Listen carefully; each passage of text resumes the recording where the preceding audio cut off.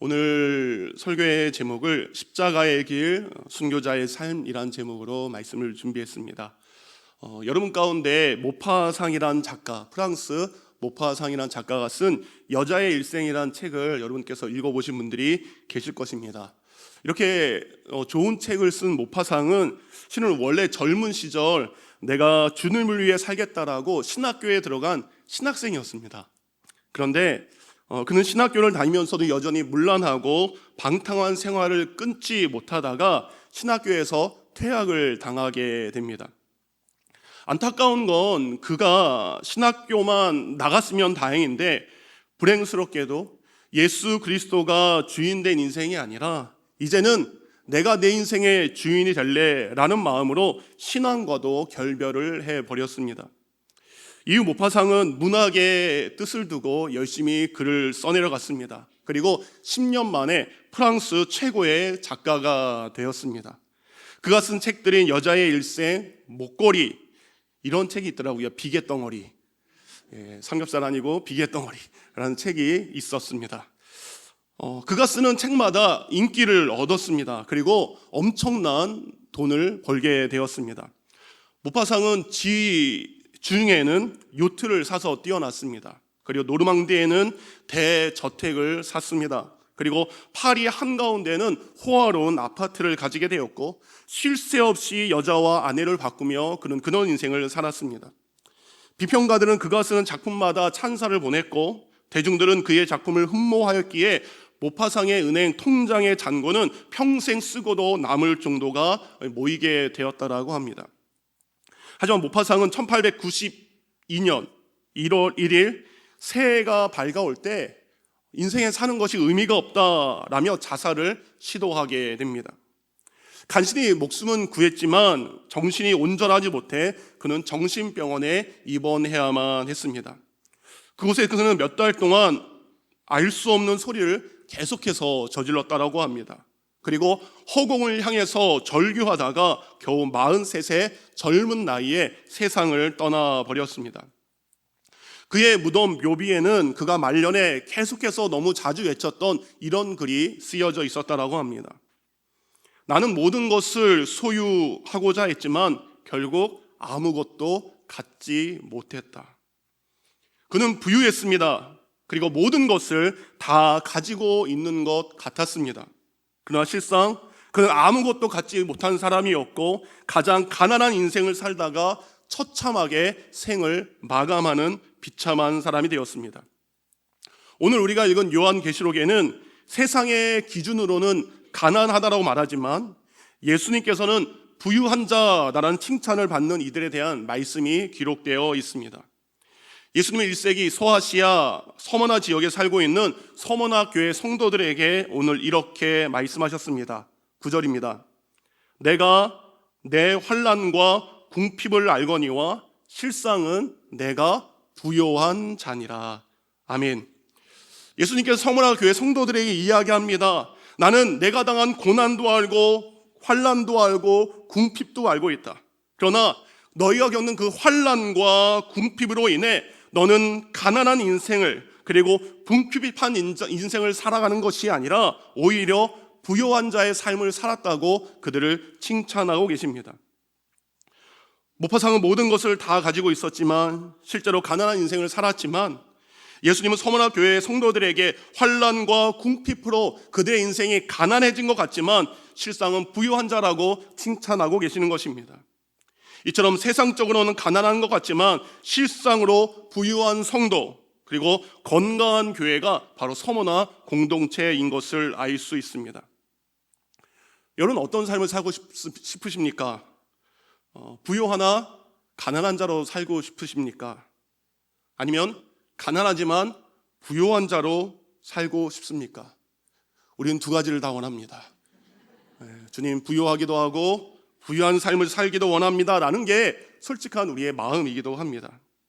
우리 예수님 그렇다면 가난한 자의 삶을 사셨을까요? 아니면 부유한 자의 삶을 사셨을까요? 8절에 우리 예수님께서 자신의 삶을 이렇게 표현하셨습니다. 8절 말씀입니다. 서머나 교회 사자에게 편지하라. 처음이며 마지막이요 죽었다가 살아나신 이가 이르시되, 왜 예수님은 서머나 교회 성도들에게 갑자기 이 부요함과 가난함에 대해서 말씀하시면서 왜 자신은 처음이요 마지막이요 그리고 죽었다가 살아난 자로 자기 자신을 그렇게 소개하고 계실까요? 이 편지가 기록된 1세기 교회 서머나 교회는 한마디로 고난받는 교회였습니다. 수없이 많은 성도가 핍박 속에서 고난을 받았고 헤아릴 수 없는 순교자가 생기게 되었습니다. 이렇게 해서 계속해서 고난을 받는 서머나 성도들에게 핍박 때문에 십자가에서 죽었다가 다시 살아나신 예수님의 그 모습이 얼마나 큰 위로가 되겠습니까? 나도 너희처럼 궁핍한 자의 삶을 살았다. 나도 너희처럼 핍박을 당했고 결국 나는 죽는 자였다. 그러나 나는 죽은 자였으나 살아난 자라고 예수님은 그들을 칭찬하고 계십니다. 많은 위로가 있습니다, 여러분. 많은 위로 중에 가장 큰 위로는 나와 같은 아픔을 겪는 이들의 위로가 큰 힘이 될 때가 있습니다. 내가 겪는 그 일에 대해서 공감할 수 있기 때문입니다. 올해 저희 아내가 이제 암투병을 할 때 많은 분들이 제게 와서 이런 이야기를 하셨어요. 목사님, 저도 같은 병을 앓았었습니다.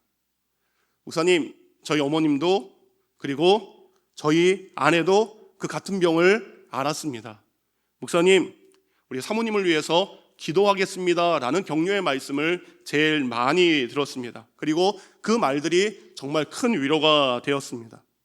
고난을 겪은 자가 고난을 알고 아픔을 겪은 이들이 아픔을 알기에 예수님은 서머나 교회 성도들에게 나도 너희의 고난을 안다라고 말씀하시면서 그를 위로하고 계십니다. 제가 섬기는 마을에 올해 유난히 아내와 같은 병을 앓는 분들이 계셨습니다. 아내의 투병 이후에 저는 그분들을 향한 저의 기도가 달라질 수밖에 없었습니다. 그리고 투병하는 아내 집사님의 남편 집사님들을 교회에서 만날 때 악수를 합니다. 그런데 그분들과 많은 말들을 하지 않아도 서로의 마음을 알게 큰 힘과 위로가 서로 되는 것을 알 수 있습니다. 여러분, 고난 중에 최고의 고난은 무엇이라 생각합니까? 그것은 바로 죽음입니다. 그 죽음의 고통을 예수님께서 십자가에서 감당하셨습니다. 그런데 예수님의 죽음은 죽음으로 끝난 것이 아니라 다시 살아나는 부활로 이어진 것을 그들에게 말씀하고 있습니다. 예수님은 죽으셨지만 다시 사셨습니다. 예수님은 그 죽음이라는 고난 중에 최고의 고난을 이기신 것입니다. 예수님께서 죽음에서 승리함으로 역사의 처음이 되고 역사의 마지막이 되시는 것입니다. 예수님의 삶과 죽음 그리고 부활, 그것은 바로 현재 고난을 겪고 있는 서머나 성도들에게 가장 큰 용기를 가져다주는 말씀이었습니다. 예수님께서 그들에게 말씀하십니다. 나의 삶에도 환난과 고난의 십자가가 있었음을 너희도 알았으면 한다. 믿음 때문에 나도 고난을 받았고 믿음 때문에 나도 너희처럼 아팠던 적이 있다라는 음성이 그들에게 들렸을 것입니다. 오늘 서머나 교회 성도들에게 예수님은 어떤 분을 말씀하십니까? 바로 그 예수님은 나의 아픔을 아시고 우리의 고난을 아시고 우리의 믿음을 아시는 분인 줄 믿으시기 바랍니다. 옆에 분에게 이렇게 이야기할까요? 저는 모르지만 예수님은 당신의 마음을 아십니다. 아무나 당신이라고 이해하시면 안 됩니다. 어리신 분은 당신이라 말이고 집사님, 이게 우리는 모릅니다. 그런데 예수님은 말씀하십니다. 우리의 연약함과 우리의 아픔을 아시는 귀한 분이십니다.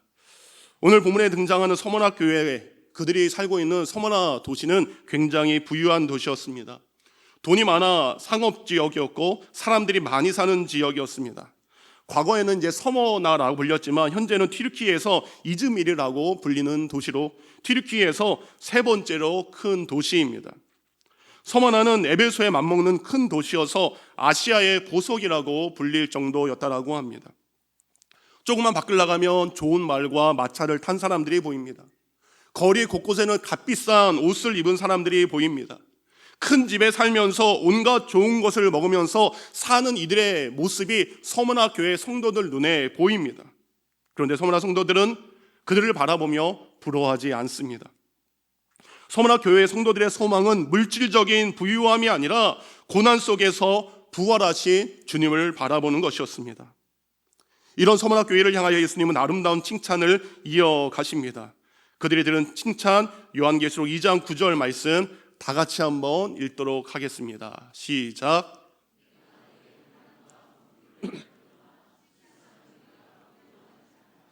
여기서 우리는 서머나 교회의 성도들이 두 가지의 어려움을 겪은 것을 알 수 있습니다. 하나는 환난이라는 것이고 하나는 궁핍이라는 것입니다. 그들은 영적인 고난인 환난을 당했습니다. 그리고 육체적이고 물질적인 고난인 궁핍을 다 겪은 것입니다. 그들은 육체적으로는 복음 때문에 환난을 겪게 되었고 경제적으로 매우 궁핍한 자의 삶을 살게 되었습니다. 근데 여기서 궁핍이라는 것은 상징적인 말이 아닙니다. 그들은 헐벗어야 됐고 굶주려야 했습니다. 예수 그리스도를 믿는 이유만으로 그들은 경제적인 불이익 등을 당해야만 했습니다. 핍박을 피해 도망가야 했고 굶주려야 했습니다.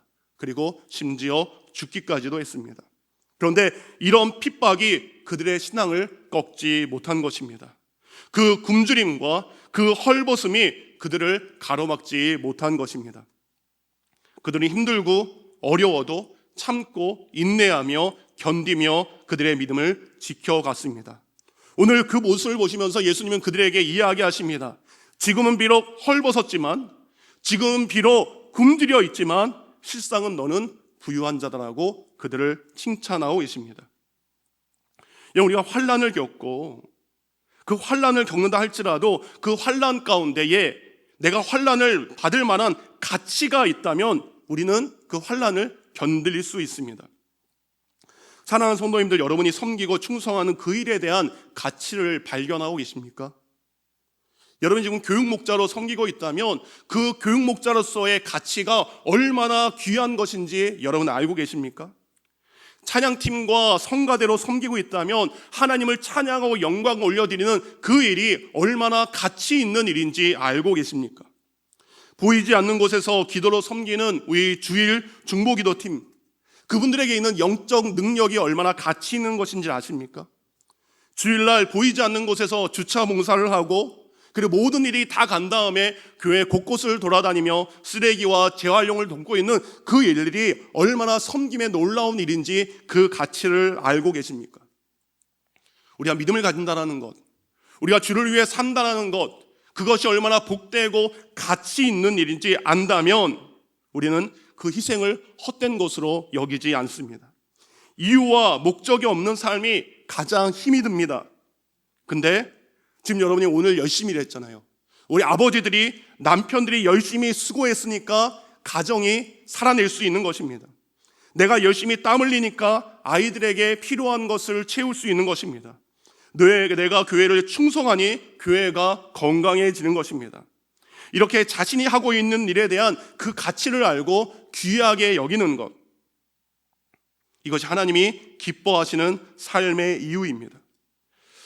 우리의 원수 사탄은 아무리 우리가 배고프게 만들어도, 우리가 봉사가 힘들어도 우리가 하늘의 만나를 먹고 부유할 수 있다면 사탄의 공허한 봉사가 아니라 찬양과 기쁨으로 여러분의 사명을 감당할 수 있을 줄 믿습니다.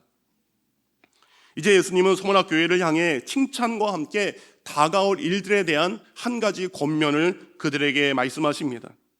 서머나 교회에 대한 책망의 내용은 없습니다. 그렇지만 그들에게 앞으로 일어날 일들에 대해서 준비하라는 말씀이 10절에 기록되어 있습니다. 10절 다 같이 읽도록 하겠습니다. 시작.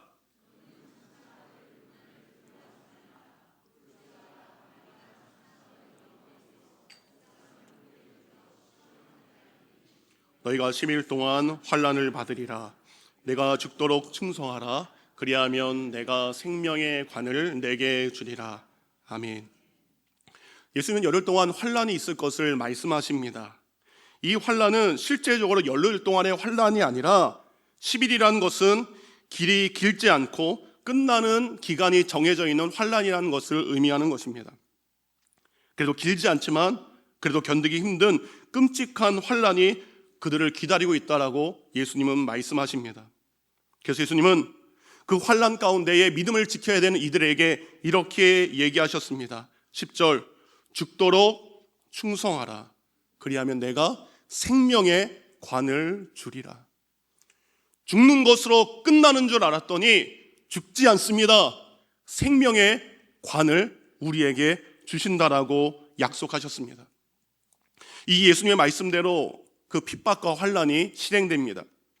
주 156년 2월 2일 요한계시록을 기록한 사도 요한의 제자이며 서문학교의 영적 지도자였던 폴리캅이 순교를 당하는 일이 일어나기 시작합니다.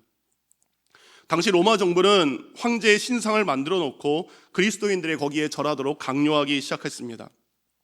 이때 절하기를 끝까지 거부했던 폴리캅과 성도 11명이 유대인들의 밀고로 로마 군인들에게 체포되는 일이 생기게 되었습니다. 그러나 평상시 폴리갑의 인격과 덕망을 흥보했던 로마의 총독은 이렇게 폴리갑에게 이야기합니다. 지금이라도 당장 예수를 욕하고 황제의 신상에 절을 한다면 당장 풀어주겠다. 폴리갑 총독이 너무 거룩해서 바꿔서 하겠습니다. 제가 총독을 하고 그대가 폴리갑을 하시면 될 것 같습니다. 제가 좀 가볍게 지금이라 당장 예수를 욕하고 황제의 신상에 절한다면 당장 풀어주겠다. 내가 86년 동안 주님을 섬겨왔지만 그분은 나를 단 한 번도 모른다고 하지 않으셨소. 그런데 내가 어찌 그분을 모른다고 할 수 있겠소? 폴리갑, 그대는 목숨이 아깝지 않은가? 너를 맹수의 밥이 되게 하겠다. 어서 맹수를 부르시오. 내가 맹수를 두려워하지 않으니 너를 이제 불태워 죽이겠다. 총독이여, 잠시 있다가 꺼질 이 불보다 장차 총독에게 다가올 하나님의 영원한 진노의 불길을 두려워하시오. 감사합니다.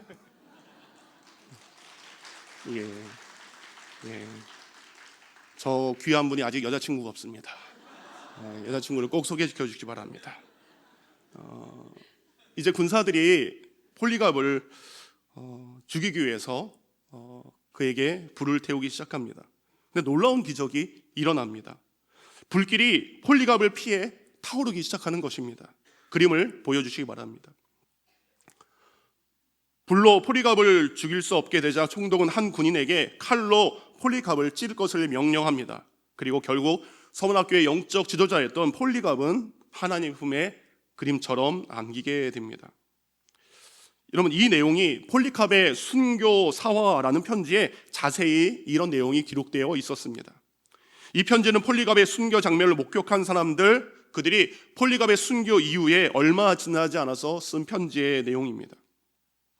오늘 이 서머나 지역을 방문하는 순례객들은 어김없이 폴리캅 기념교회를 방문한다라고 합니다. 그리고 교회 내부에 방금 보신 그림을 다시 한번 보여주시면 한쪽 벽에 이 그림이 그려져 있습니다.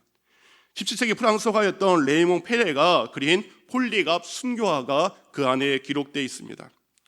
그런데 여러분, 특이한 게 있습니다. 이 그림을 그린 레이몽 페레는 폴리캅이 순교한 장면을 그리면서 한쪽 구석에 손을 묶은 사람의 모습을 그려 놓았습니다. 사람들이 레이몽 페레에게 물었습니다. 이 폴리캅 옆에 있는 이 사람은 누구입니까? 그러자 레이몽 페레는 이야기합니다. 저 사람은 바로 저입니다. 다음에는 자신이 순교할 차례임을 고백하는 화가의 신앙이 담겨져 있습니다. 그리스도인이라면 누구나 매일 순교자의 자세로 살아갈 것을 강조하고 싶어서 그 그림을 그렸다라고 합니다. 물론 우리가 예수님을 믿는다고 다 순교해야 하는 것은 아닙니다. 그리고 일부러 순교할 필요는 없겠죠. 그러나 우리가 매일매일 순교자적인 삶을 살아가야 된다라고 생각합니다. 내 욕심을 죽이지 못하고, 내 이기심을 죽이지 못하고, 내 자존심을 죽이지 못하고, 불쑥불쑥 튀어나오는 내 못난 부분을 죽이지 못한다면 우리가 어찌 순교자의 삶을 살 수 있겠습니까? 제가 미국에서는 굉장히 얌전하게 운전했는데 한국에서 운전하면서 거칠어지기 시작했습니다. 그리고 누군가가 끼어들지 못하도록 바짝 붙어서 가거나, 이번 주에 우리 교육자들 수련회를 갔다 왔는데 앞에 차가 너무 천천히 가자 제가 처음으로 쌍라이트키라는 걸 한번 켜봤습니다. 제가 2시까지 우리 태수 목사님이 빨리 교회를 와야 돼서 우리 지하 사모님이 수업을 들어가야 되는데 2시까지 교회에 가는 상황이었습니다. 이러면 안 되겠다 싶어서 쌍라이트를 켜면서 저의 못난 자아가 튀어나오기도 했습니다.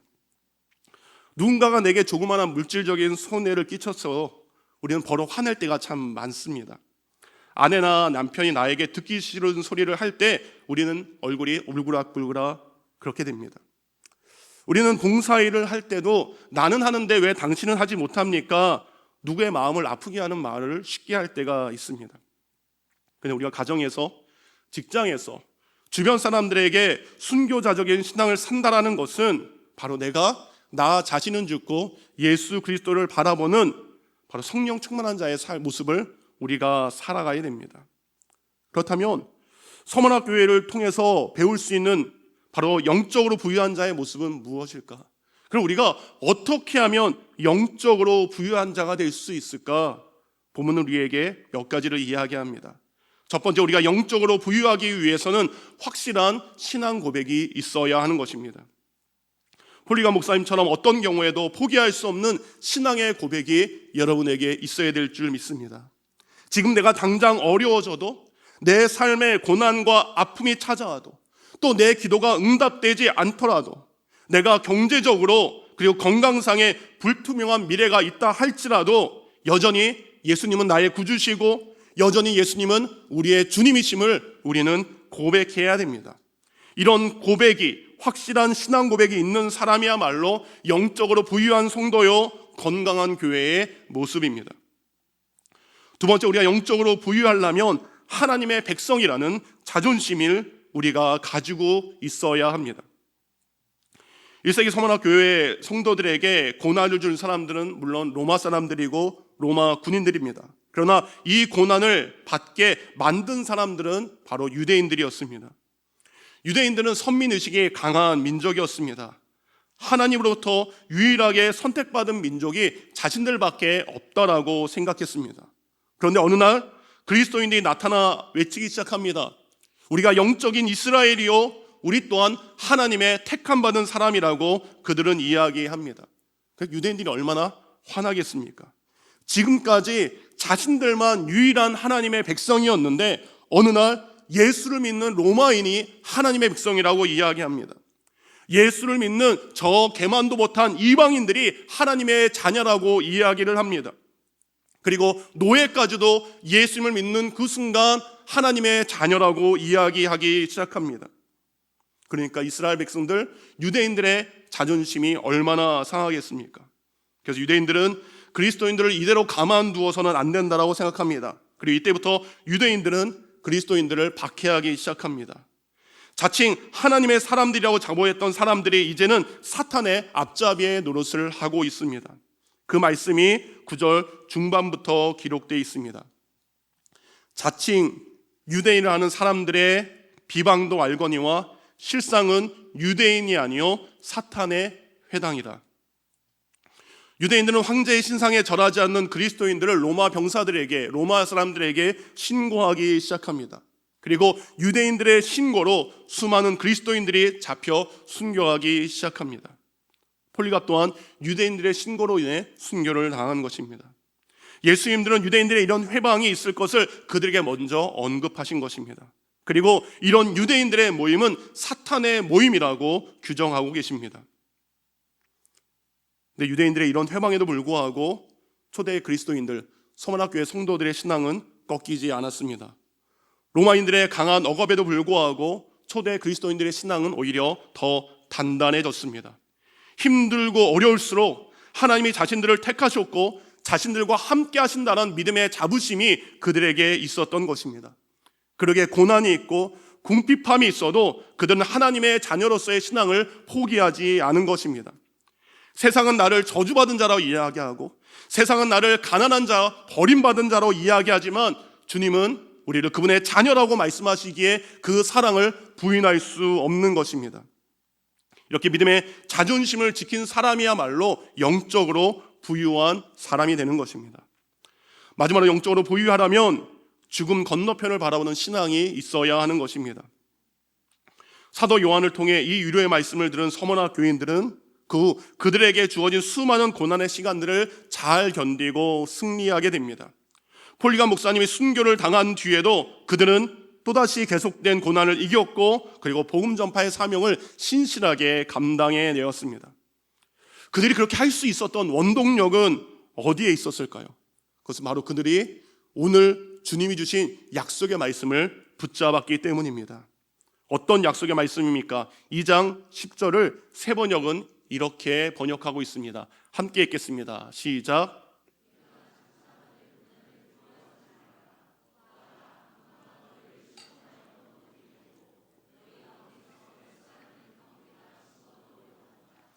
너희는 열흘 동안 환난을 당할 것이요 죽도록 충성하여라.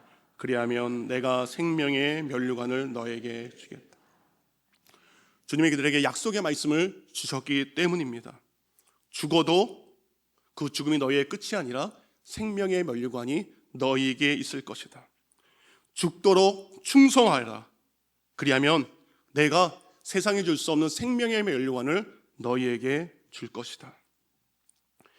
1세기 수많은 많은 순교자들이 있었음에도 불구하고 그들이 믿음을 지킬 수 있었던 것은 바로 이 약속의 말씀을 바라보았기 때문입니다. 그리고 11절 그들에게 또 이런 약속을 하셨습니다. 함께 읽습니다. 귀 있는 사람은 성령이 교회들에게 하시는 말씀을 들어라. 이기는 사람은 둘째 사망의 해를 받지 않을 것이다. 아멘. 예수님은 둘째 사망이 있을 것이라고 말씀하십니다. 우리가 흔히 알고 있는 죽음이, 육신적인 죽음이 첫 번째 사망입니다. 근데 그 첫 번째 사망으로 끝나는 것이 아닙니다. 예수님 우리에게 둘째 사망이 있을 것을 미리 얘기하십니다. 그것은 바로 하나님의 심판이 기다리고 있음을 말씀합니다.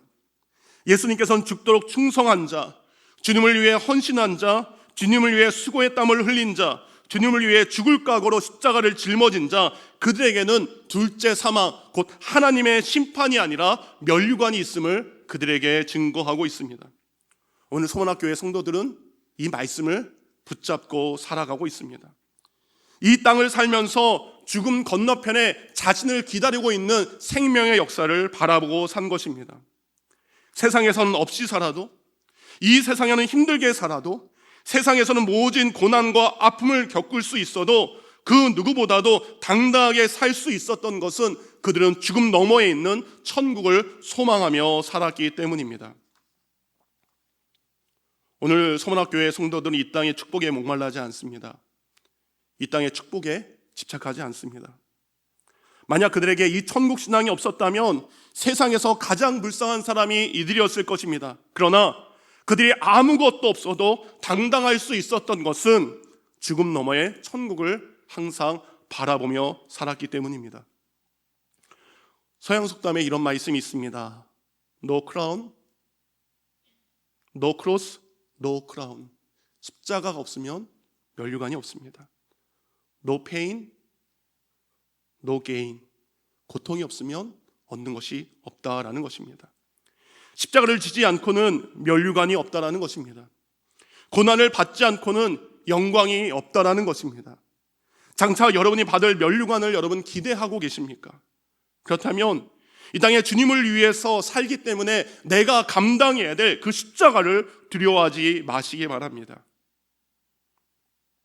모든 말씀을 준비하고 집에 가서 잠깐 옷을 갈아입고 오는데 계속해서 묵상이 되었습니다. 하나님, 그러면 오늘 살아가는 제가 감당해야 될 십자가는 무엇이고 순교자의 삶은 무엇입니까? 라는 묵상이 계속되었습니다. 우리 시대에는 이런 핍박이 없습니다. 그렇지만 주님은 우리에게 말씀하십니다. 내게 주어진 오늘 하루의 삶을 믿음으로 살아내는 것, 이것이 나의 십자가를 지는 것이고 순교자의 삶을 살아가는 것입니다. 영적으로 부유한 교회, 부유한 그리스도인들은 내가 짊어진 십자가가 아무리 무거워도 주님이 장차 주실 그 면류관을 바라보며 오늘의 헌신을 내일로 미루는 것이 아니라 오늘의 수고의 땀을 거부하는 것이 아닙니다. 오늘 내가 주님의 영광을 위해 살아가는 것이고 오늘 내게 닥칠 그 고난과 역경을 바라보며 살아내는 것, 이것이 바로 순교자의 삶, 십자가의 삶인 줄 믿습니다. 우리의 인생은 길지 않은 것 같습니다. 짧죠. 짧은 인생을 살아가면서 어떤 사람은 성공했다고 말합니다. 어떤 사람은 실패했다고 말합니다. 그러나 여러분, 성공과 실패는 다분히 인간적이고 인위적인 기준에 불과합니다. 어떤 사람이 성공한 사람이고 어떤 사람이 실패한 사람이겠습니까? 가장 잘 산 인생은 하나님 앞에 섰을 때 부끄럽지 않은 인생. 하나님 앞에서 주님, 제가 믿음으로 살았습니다. 주님 주신 믿음 때문에 즐거웠고, 그 믿음 때문에 찬양하였고, 그 믿음으로 하루하루 제게 주어진 삶을 살았습니다. 내게 주어진 공동체, 그들과 함께 서로 위로하고 격려하며 헌신하다가 이렇게 주님 앞에 왔습니다.